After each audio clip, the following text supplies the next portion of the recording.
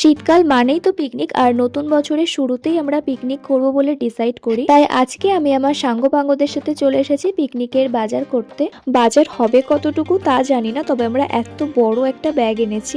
আগে থেকেই সবকিছু লিস্ট করে আনা হয়েছে যাতে কোনো কিছু ভুলে না যায়, কিন্তু পরে নোটিস করি যে লিস্টে লবণটাই লেখা হয়নি, আর এটা আমাদের কারোরই মাথায় ছিল না। আজকে আমরা শুধু মশলা আর চালটাই নিয়ে রাখবো ভেবেছি, সবজি বাজারগুলো নেক্সট দিন হবে। বাই দ্য ওয়ে, এটা হচ্ছে আমাদের গার্লস পিকনিক, আর আমাদের সাথে আরো অনেকে আছে আমাদের পিকনিকে। মশলা যা লাগবে সেগুলো নিয়ে একেবারে চালটাও নিয়ে নিলাম, দেন সবগুলো আমাদের বান্ধবীর কাছে দেওয়া হলো যা বাড়িতে পিকনিকটা হবে। আমাদের এইটুখানি বাজারের জন্য ব্যাগের সাইজটা দেখো জাস্ট, যদিও আমাদের সবজি বাজার এখনো বাকি আছে। দেন নেক্সট ডেতে আমরা আবারও চলে গেছিলাম বাজারে। ডেটগুলো দেখলে আশা করি তোমরা বুঝতেই পারছো যে আমরা একটা পিকনিকের বাজার 2 বছর ধরে করেছি।